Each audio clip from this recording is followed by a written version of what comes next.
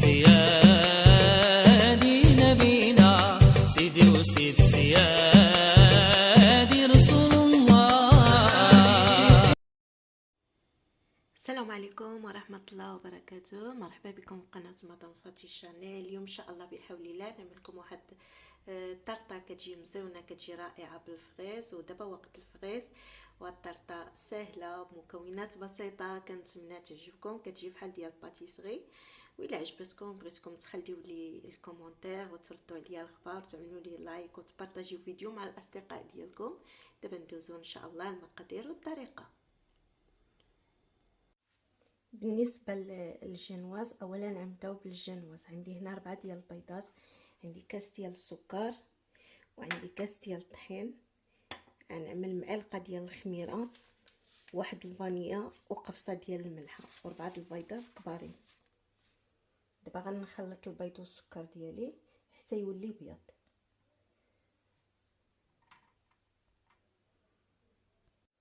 عملت البيض ديالي، غنعمل السكر،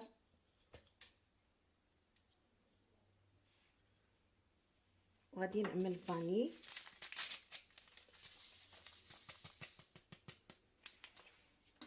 ونطحن مزيان حتى كيولي بيض. غنخدمو كيف كتشوفوا. انا قضيت الغرض عباد الباطور. خدمت البيض ديالي مزيان مع السكر.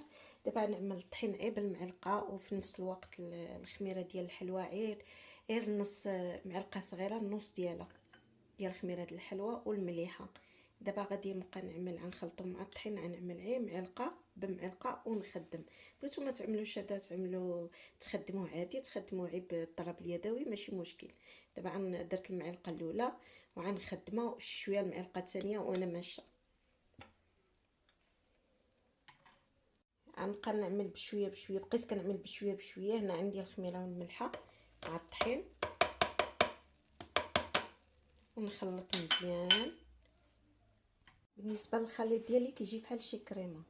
الا بان لكم خفيفه كتزيدوا بطبيعه الحال الطحين، ولكن ما غاديش تكثروا، نتوما عارفين كتجي بحال الكريمه. الا كانت طالعه لكم ثقيله راه صافي، راه عارف راه غادي تجيكم مدقصه. انما خاصها تكون ما خفيفه عاديه بحال الكريمه. هذا هو المول اللي غنعمل فيه. غندهنو بالزبده والطحين. بالنسبه لهاد الجينواز هادي، انا مولفه كنعمل هادي، كطلع لي مزيانه. غير وكان على حسب الطحين، كيكون ثقيل كيكون خفيف. دائما كنقولها انا عملت كاس عامر ديال الطحين. ولكن بالنسبه لك البيض كبير ولا الطحين خفيف، كتزيدوا باش يجيكم بحال الكريمه، كتزيدوا بالمعلقه، تبقاو تزيدوا. الطاوه ديالي دهنتها بالزبده وعملت لها الطحين باش ما تلصقش. بالنسبه للجينواز كنقولها لكم، الا كان جاتكم خفيفه كتزيدوا الطحين، بانت لكم خفيفه راه كتزيدوا الطحين، وإلا ثقلتوها راه كتزيدوا معلقه ديال الزبده. هانتوما كتشوفوا بحال هكايا، وما خصهاش تجي عاليه.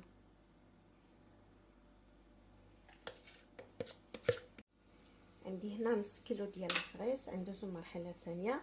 الكيكه ديالي كطيب هاد العام تبارك الله. شوفوا الفريز كيعمل غزال كيحمق. غنشبرو هاد الفريز وغنغسلوه مزيان، نقيوه ونطحنوه. نعصرو عليه معلقه معلقه كبيره باش يبقى في الكولور ديالو.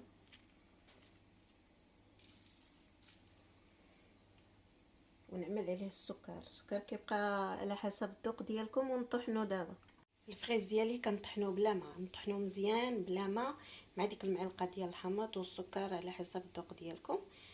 ونطلقاو. بعد ما طحنت الفريز ديالي، طحنته مزيان، غادي نعملو هنايا، غنعملو جيلاتين ونعملو فوق البوطه بد ما يذوب لنا داك الجيلاتين.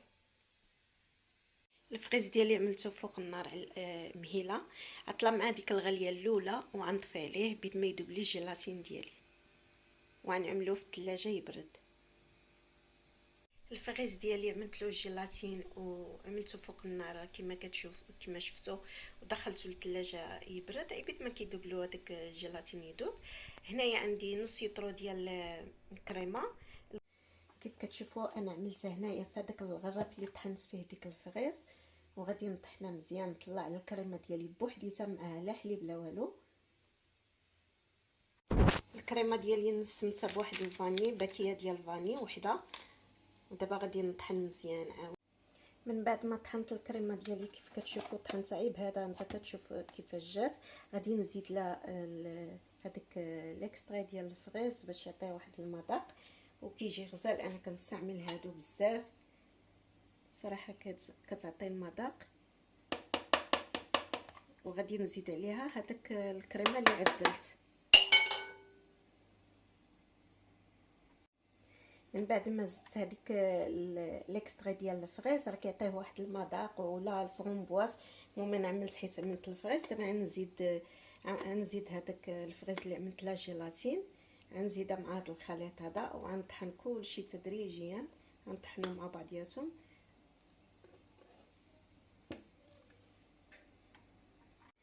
بالنسبه للجنواز ديالي كيف كتشوفوا جات رطبه. انا قسمتها على جوج لان جاتني طالعه بزاف. لا داكشي قسمتها على جوج، بغيت غير وحده بغيتها رقيقه حيت غنعمرها، غنعمل لها الفريز وغنعمل لها كريمه. خاص داكشي يكون طالع عليه اكثر من المول.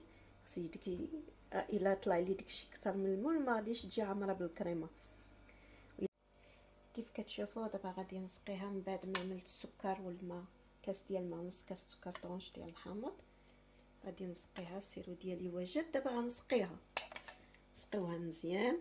بالنسبه انا حيت غنعمل الفريز على داكشي قطعت شويه ديال الفريز غنعملو من الفوق، على داكشي قسمتها على جوج جاتني عاليه. بالنسبه لا مبغيتوش تعملوا الفريز ما تقسموهاش على جوج، غتخليوها هكاك. بغيتو تقسموها على جوج تعملوا لها الكريمه في الطبقه الاولى والطبقه الثانيه، داكشي كيبقى اختياري.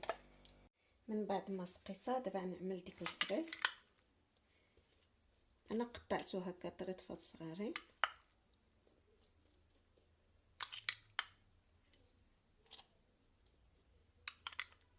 غنوزعوه على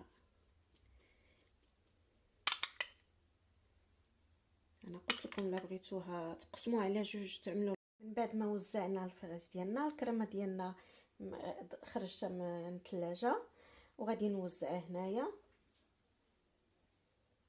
نوزعوا الكريمه ديالنا وندخلوها للكونجيلاتور.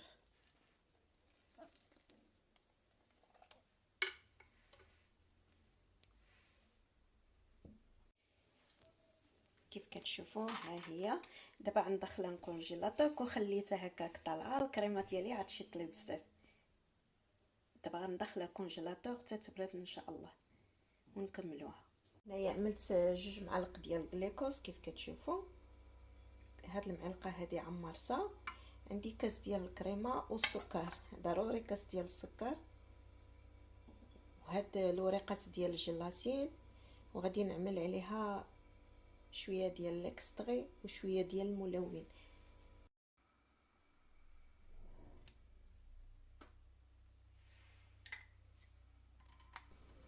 من بعد ما عملت الخليط ديالي فوق البوطه ديال الجليكوز والكريمه والسكر، عملتهم فوق البوطه. دابا وزدت عليهم.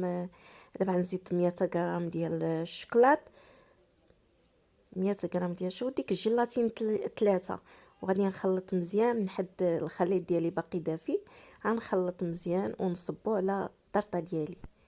كيف كتشوفوا انا كبيتها فوق الطرطه ديالي. دابا غندخلها الثلاجه وغنخرجها باش نزوقها. الزواق كيبقى اختياري، يعني غنعمل شويه د الفريش شويه د الشوكولات، داكشي اللي عندي في الدار غنقضي به الغرض. يعني ديك الشوكولات في الجناب غنعملو، غنعمل شويه ديال الفريز من الفوق. المهم الزواق كيبقى على حسب داكشي اللي كتبغيو نتوما. كيف كتشوفوا انا زوقتها هكايا، عملت الشوكولات في الجناب، عملت ديك الفريز من الفوق. عزيزاتي هذا هو الشكل النهائي ديال الطرطه ديال اليوم. كنتمنى تعجبكم. وإلا عجبتكم بغيتكم تعملوا لي لايك، تبارطاجيو الفيديو مع الاصدقاء ديالكم. والناس الجداد كنقول لكم مرحبا بكم والف مرحبا. كنتمنى من قلبي تكون تعجبكم هاد الطرطه. وشكرا جزيلا للجميع. وإلا عجبتكم بغيتكم تابوناو في لاشين ديالي وتخليوا لي واحد التعليق.